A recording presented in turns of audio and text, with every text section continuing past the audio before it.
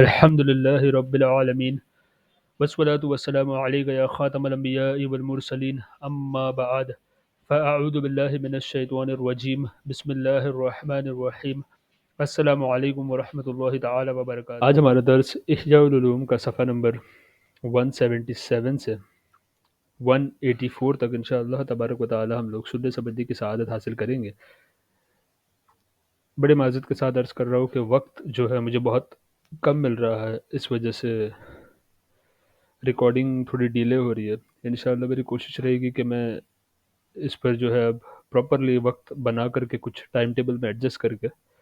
اس کو ایک پراپر نظام کی طرح اس کو چلاؤ۔ آپ لوگ میرے لیے دعا کریں کہ استقامت اللہ تبارک و تعالیٰ مجھے اس میں عطا فرمائے۔ آغاز کرنے سے پہلے درود مبارکہ پڑھ لیتے ہیں حصول برکت کے لیے۔ صلی اللہ علیہ سیدنا محمد النبی الامی وعلی آلہ وسلم۔ صلی اللہ علیہ سیدنا محمد النبی الامی وعلی آلہ وسلم۔ صلی اللہ علیہ سیدنا محمد النبی الامی وعلی آلہ وسلم۔ اللهم افتح علينا حكمتك ونشر علينا رحمتك يا ذا الجلال والإكرام. اللهم رب زدني علما نافعا وآبلا كاملا وعقلا صالحا ورزقا حلالا طيبا مبارك. بسم اللہ الرحمن الرحیم۔ چوتھی فصل، حسن اخلاق حاصل کرنے کے اسباب۔ آپ یہ بات تو جان چکے ہیں کہ حسن اخلاق کا حاصل یہ ہے کہ قوت عقل معتدل ہو، یعنی کہ انسان عقل کو اعتدال کے ساتھ عدل کے ساتھ استعمال کرے، حکمت کامل ہو، قوت غضب یعنی کہ غصہ جو ہے، قوت غضب اور شہوت اعتدال کے ساتھ عقل اور شریعت کے تابع ہو، یعنی اپنی شہوت اور اپنے غصے کو شریعت کے دائرے میں استعمال کرے۔ یہ اعتدال دو طریقوں پر حاصل ہوتا ہے۔ نمبر ایک، عطیہ، عطیہ خداوندی اور فطری کمال کے باعث۔ اس طرح کے انسان کی تخلیق اور پیدائش عقل کامل اور حسن اخلاق کے ساتھ ہو، اور اس پر خواہش اور غصے کا غلبہ نہ ہو، بلکہ یہ دونوں اس طرح پیدا ہو کہ ان میں اعتدال ہو اور عقل و شریعت کے تابع ہو۔ یوں وہ تعلیم کے بغیر عالم اور تادب سیکھے بغیر مودب یعنی کہ ادب والے مؤدب ہو جاتا ہے، جیسے حضرت سیدنا عیسیٰ بن مریم اور حضرت سیدنا یحییٰ بن زکریا علیہم السلام، اور اسی طرح دیگر تمام انبیاء کرام علیہم السلام۔ اور یہ بات ناممکن بھی نہیں کہ آدمی کی طبیعت اور فطرت میں وہ بات داخل ہو جو کسب اور عمل سے حاصل ہوتی ہو۔ کئی بچے پیدائشی طور پر ہی سخی، بہادر اور سچ بولنے والے ہوتے ہیں، اور بسا اوقات یعنی بعض اوقات ایسا ہوتا ہے، بسا اوقات پیدائشی طور پر یہ باتیں نہیں پائی جاتی، لیکن بعد میں ان باتوں کی عادت بنانے اور اچھے اخلاق والوں کے ساتھ میل جول رکھنے سے حاصل ہو جاتی ہے۔ اس لیے فرمایا کہ صحبت اچھی اختیار کرو، اور بعض اوقات سیکھنے سے بھی حاصل ہوتی ہے۔ ٹھیک ہے، تو یہاں پہ یہ بتایا کہ کچھ ہوتا ہے کہ عطائے خداوند قدوس ہوتا ہے اور فطرت ہوتا ہے۔ تو کچھ لوگ ایسے جیسے انبیاء علیہ السلام ایسے ہوتے ہیں کہ اللہ تبارک و تعالیٰ کی عطا ان کو ہوتی ہے۔ کچھ ہمارے بچے وغیرہ کبھی پیدا ہو جاتے ہیں، آپ نے محلے میں دیکھا ہوگا، آپ نے سنا بھی ہوگا بسا اوقات کہ کچھ بچے جو پیدائشی طور پر فطری طور پر ان کی فطرت، ان کی عادت ہی ایسی ہوتی ہے کہ جھوٹ نہیں بولیں گے، تو یہ فطرت ان کی ہوتی ہے۔ لیکن کچھ ایسے ہوتے ہیں جن کی نہ فطرت ہوتی ہے اور جہاں نہ چنے ہوئے ہوتے ہیں، لیکن ہوتا ایسا ہے کہ اللہ تعالیٰ ان کے لیے ذریعہ بناتا ہے، وہ اچھی صحبت میں رہتے ہیں، اچھے لوگوں کے ساتھ اٹھتے بیٹھتے ہیں، تو اس صحبت کی برکت سے وہ اپنے آپ کو بھی، اپنے اندر کی برائی جو ہے جیسے جھوٹ بولنا، گالی گلوچ کرنا اور دیگر گندگی کو وہ ترک کرنے لگتے ہیں، اور اچھوں کی صحبت میں رہنے کی وجہ سے اچھوں کی طرح نقل کرنے کی کوشش کرتے ہیں اور ان کی طرح بننے کی کوشش کرتے ہیں۔ نمبر دو، نفس کشی اور کوشش کے باعث، یعنی اپنے نفس کو ان اعمال میں مصروف رکھنا جن سے مطلوب وصف حاصل ہو۔ ٹھیک ہے، یعنی اپنے آپ کو اس کے اندر مستغرق کر دینا، اس کے اندر بزی کر دینا اپنے آپ کو کہ ہم کو یہ صفت حاصل کرنی ہے، سچائی کی صفت حاصل کرنی ہے۔ مثلا جو آدمی اپنے اندر سخاوت کا وصف پیدا کرنا چاہتا ہے تو اس کا طریقہ یہ ہے کہ وہ سخاوت کرنے والوں کے طریقے پر عمل کرے اور مال خرچ کرے۔ اسی طرح اسے چاہیے کہ وہ اپنے آپ سے مسلسل یہ کام لے اور بے تکلف اس پر ہمیشگی اختیار کرے۔ یعنی بنا کسی تکلف کے اس کو سخاوت کرنے میں یا اچھا بننے میں اس کو تکلیف محسوس نہ ہو۔ ایک پوائنٹ آئے گا جب اس کو اس پر استقامت ہو جائے گی اور اس کو اس میں مزہ آئے گا، اور اپنے نفس کے ساتھ خوب کوشش کرے حتیٰ کہ سخاوت اس کی فطرت بن جائے اور یہ معاملہ اس کے لیے آسان ہو جائے، اس طرح وہ سخی ہو جائے گا۔ یوں ہی وہ شخص جس پر تکبر کا غلبہ ہو، اگر وہ اپنے اندر عاجزی، انکساری کی صفت پیدا کرنا چاہے تو اس کا طریقہ یہ ہے کہ وہ طویل عرصے تک، یعنی لمبے عمر تک، لمبے ٹائم تک کے عاجزی کرنے والوں کے طریقے پر عمل کرے، اور اس سلسلے میں خوب نفس کشی کرے اور بے تکلف یہ عمل کرتا رہے، یہاں تک کہ یہ بات اس کی طبیعت میں شامل ہو جائے اور اس کے لیے یہ عمل آسان ہو جائے۔ جتنے بھی اخلاق شریعت کے نزدیک قابل تعریف ہے وہ اسی طریقے پر حاصل ہوتے ہیں، یعنی اسی طریقے سے مجاہدہ کرنا ہوگا تو وہ صفات حاصل ہوگی۔ اس سلسلے میں انتہا یہ ہے کہ بندے کو اس کام میں لذت محسوس ہونے لگے، جیسے سخی وہ ہوتا ہے جو مال خرچ کرنے میں لذت محسوس کرتا ہے، نہ کہ وہ جو ناخوشی سے مال خرچ کرتا ہے۔ یعنی دل پر پتھر رکھ کے مال خرچ کرنے والے کو سخی نہیں کہتے۔ سخی وہ ہوتا ہے جو مال دیتا ہے تو اس کو مزہ آتی ہے، اس کو ایک انٹرنل سیٹسفیکشن فیل ہوتا ہے۔ تو یہ بتا رہے کہ اس کی انتہا یہ ہے کہ وہ صفت میں آپ کو جب مزہ آنے لگے، لذت آنے لگے، عاجزی میں آپ کو مزہ ہے، تو سمجھ جائے کہ آپ عاجزی کے کمال تک پہنچ رہے ہیں، عاجزی انکساری آپ کے اندر آ رہی ہے، آپ کی فطرت بن رہی ہے، عادت بن رہی ہے۔ اسی طریقے سے دیگر تمام صفات کا مسئلہ ہے۔ متواضع متواضع وہ ہے جو عاجزی سے لذت محسوس کرتا ہے۔ اللہ تبارک و تعالیٰ میں حسن اخلاق نصیب فرمائے، آمین۔ دینی اخلاق نفس میں کب راسخ ہوتے ہیں؟ دینی اخلاق نفس میں اس وقت راسخ ہوتے ہیں جب نفس تمام اچھی عادات کا عادی بن جاتا ہے، برے کاموں کو چھوڑ دیتا ہے، اچھے کاموں پر اہل شوق کی طرح پابندی اختیار کرتا ہے اور اس سے لذت حاصل کرتا ہے، نیز برے کاموں کو ناپسند جانتا ہے اور ان سے تکلیف محسوس کرتا ہے، جیسا کہ پیارے مصطفیٰ صلی اللہ تعالی علیہ وآلہ وسلم کا فرمان عالی شان ہے، وجعلت قرۃ عینی فی الصلاۃ، یعنی نماز میں میری آنکھوں کی ٹھنڈک رکھی گئی ہے، سبحان اللہ۔ لہٰذا جب تک نفس عبادت الہی بجا لانے اور ممنوعات یعنی کہ وہ چیز جو شریعت میں منع ہے، ممنوعات کو چھوڑنے میں مشقت اور دشواری محسوس کرتا رہے گا، تب تک نقصان باقی رہے گا، یعنی تب تک اس کے اندر کچھ پرابلم باقی ہے، کچھ اسپرچول بیماری اس کے اندر، روحانی بیماری اس کے اندر باقی ہے جس کا علاج اس کو کرنا ہوگا، اور سعادت مندی کا کمال حاصل نہیں ہوگا۔ البتہ مشقت اور دشواری کے احساس کے ساتھ نیک اعمال کی پابندی کرنا بہتر ضرور ہے، ٹھیک ہے؟ ہم کو تکلیف ہو رہی ہے نا عبادت کرنے میں، پھر بھی ہم اللہ تعالیٰ کی فرما برداری کر رہے ہیں اور عبادت کر رہے ہیں، یہ بہتر چیز ہے، اچھی چیز ہے، لیکن یہ بہتری کس کے مقابل ہے؟ اور یہ بہتری نیک اعمال کو ترک کرنے کے مقابل ہے، خوش دلی سے بجا لانے کے، یعنی جو عبادت ہے اگر تکلیف ہو رہی ہے، جیسے ہم کوئی انسان ہوتا ہے نا، کوئی بے نمازی ہوتا ہے، اب وہ نماز پڑھنے لگے گا تو اس کے اوپر تھوڑا سا گرا گزرے گا، بھاری گزرے گا، اس کی عادت بنانا، 5 وقتہ ٹائم پر اس کو ادا کرنا، قضا ہونے سے بچانا تھوڑا اس کو ڈیفیکلٹ ہوگا۔ فرمایا کہ یہ چیز بہتر ہے اس سے کہ اس نماز کو ترک کرے، اس جو فرض عبادت ہے، واجب عبادت ہے، سنت مؤکدہ ہے، اس کو ترک کرنے سے بہتر ہے کہ وہ اس کو ادا کرے۔ لیکن یہ جو ایک انسان ہوتا ہے جو خوش دلی کے ساتھ کرتا ہے، یعنی جس کو مزہ آتی ہے، جو وقت مس کر دے نا تو رونا چالو کر دے، جس کو تکلیف ہو جائے، اس کا وقت مس ہو جائے، اس کی عبادت چھوٹ جائے تو اس کو رونا آ جائے،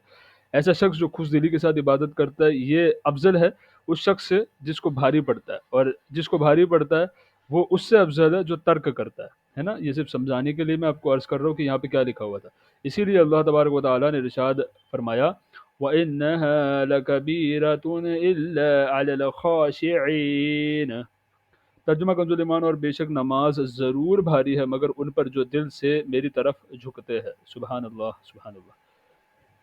اللہ تبارک و تعالیٰ کی عبادت خوش دلی سے کرو۔ اللہ تبارک و تعالیٰ کے محبوب دانائے غیوب صلی اللہ تعالیٰ علیہ وآلہ وسلم کا فرمان مشکبار ہے، یعنی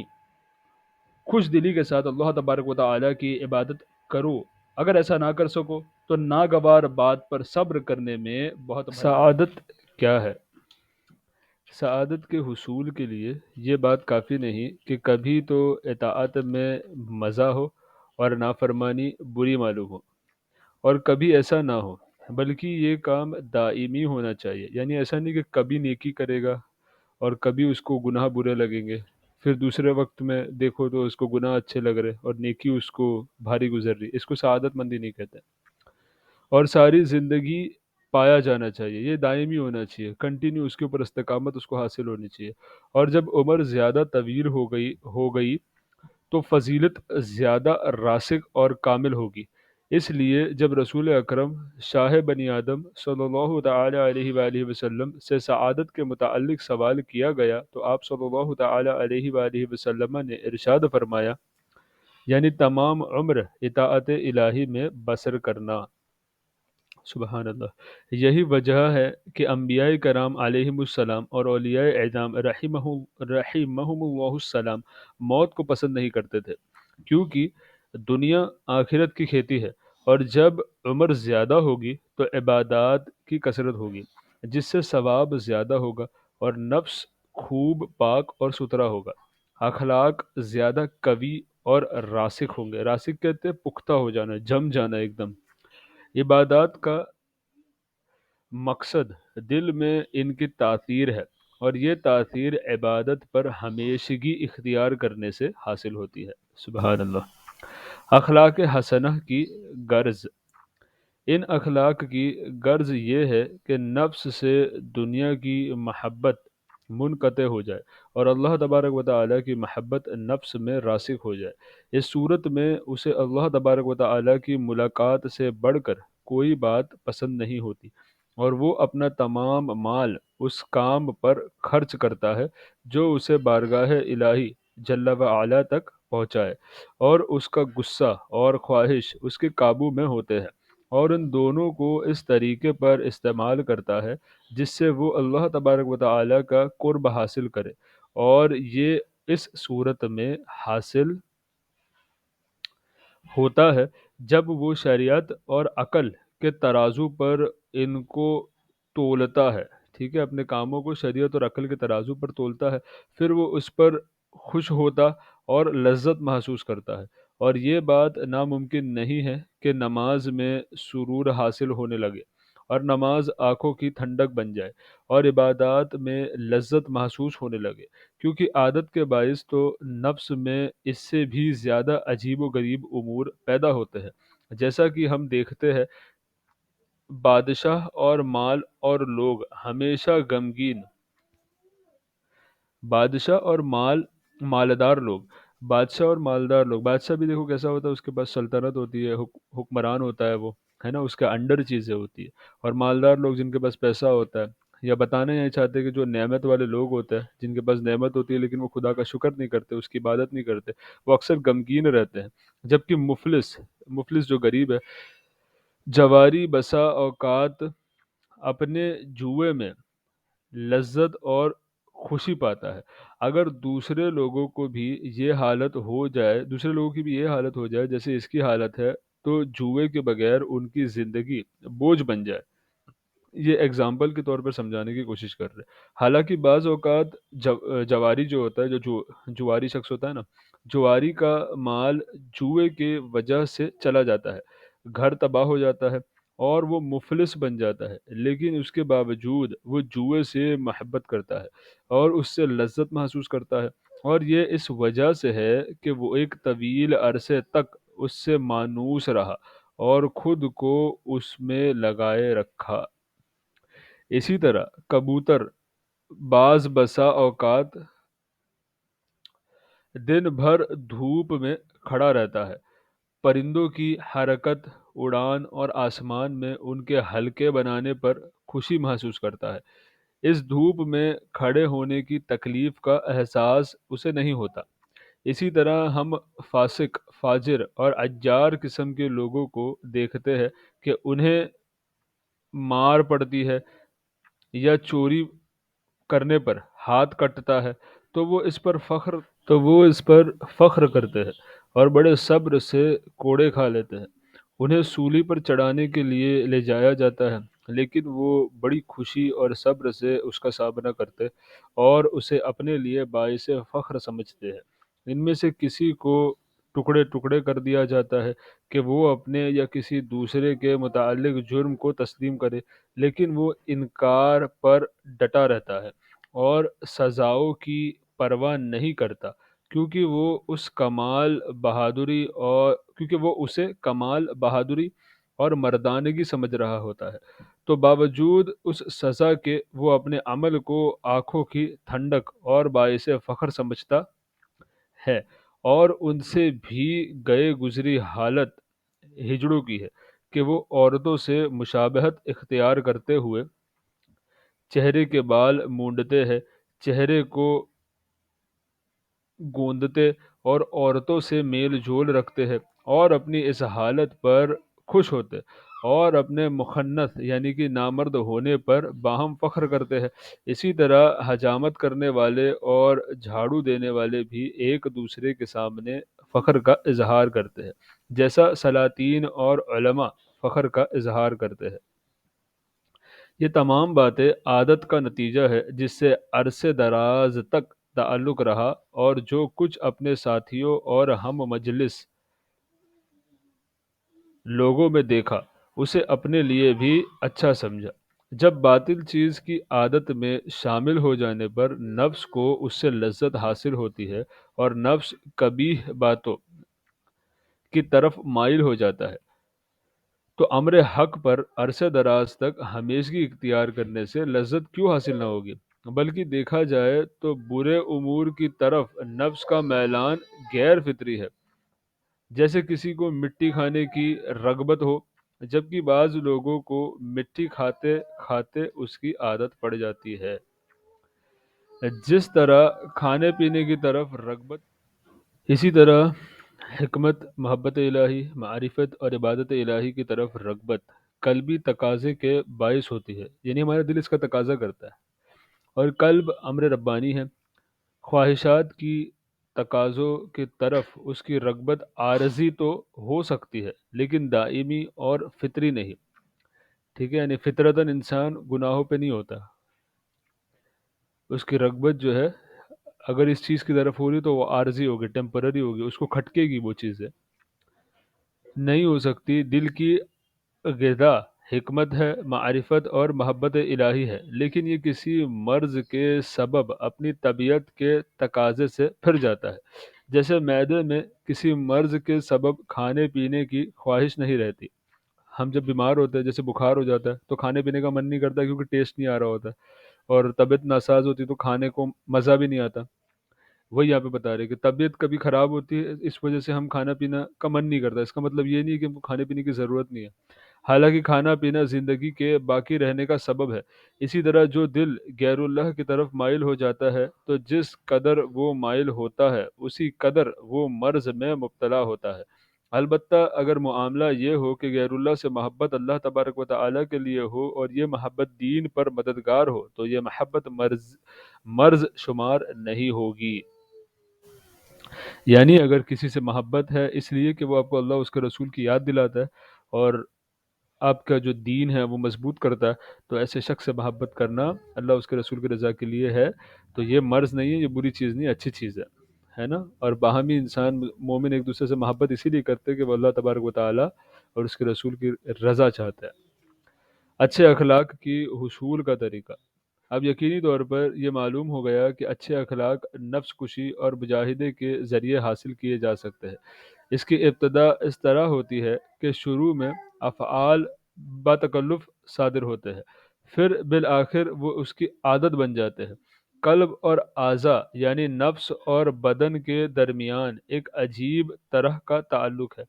کیونکہ جو چیز دل میں ظاہر ہوتی ہے اس کا اثر اعضاء پر بھی پڑتا ہے، یہاں تک کہ اعضاء دل کی حرکت کے موافق ہی حرکت کرتے ہیں، اور اعضاء سے جو فعل صادر ہوتا ہے اس کا تعلق بھی دل سے ہی ہوتا ہے، اور یہ سلسلہ یوں ہی چلتا رہتا ہے۔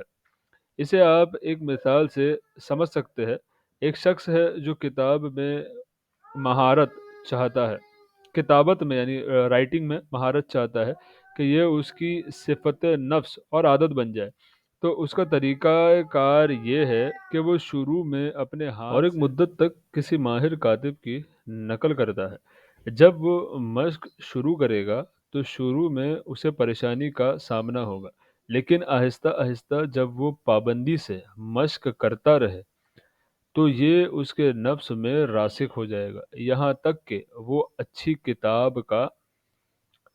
عادی بن جائے گا۔ حالانکہ شروع میں اسے پریشانی کا سامنا تھا، اچھا کاتب وہی شخص بن سکتا ہے جو اچھی کتابت کی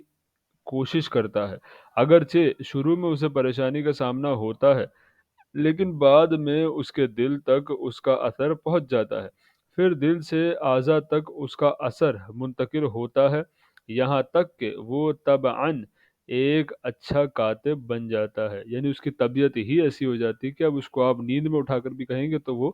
اچھی طریقے سے اس کو لکھ پائے گا، اس کو کر پائے گا، کیونکہ اس کے اندر راسخ ہو جاتی ہے وہ چیز۔ اسی طرح جو شخص فقیہ یعنی کہ عالم بننا چاہتا ہے تو اس کا طریقہ کار یہ ہے کہ وہ فقہائے کرام کے افعال کی پیروی کرے، یعنی مسائل فقہ کا تکرار کرے یہاں تک کہ فقہ اس کے دل میں اتر جائے، تب جا کر وہ فقیہ ہوگا۔ اسی طرح جو شخص سخی، پارسا،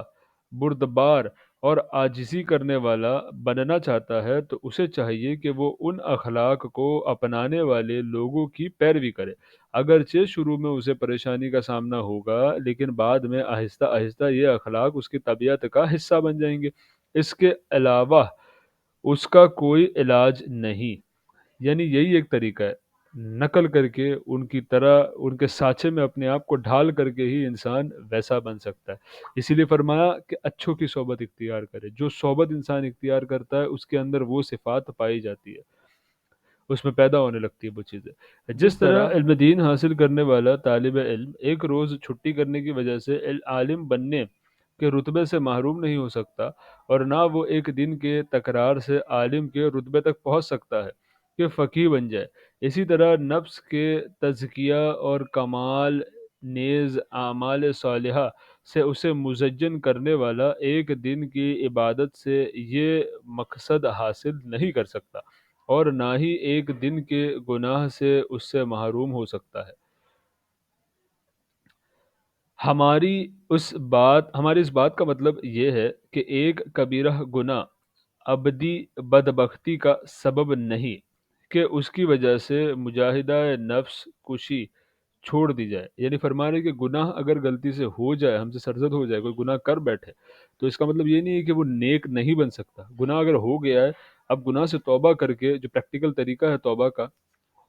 پران کے ذریعے جو میں نے آپ کو لنکس میں بھی شیئر کیا ہے، اگر پراپر توبہ کرے وہ اور اس کے بعد وہ دوبارہ اپنی مجاہدہ نفس میں کام کرے تو ضرور وہ نیک بھی بن سکتا ہے۔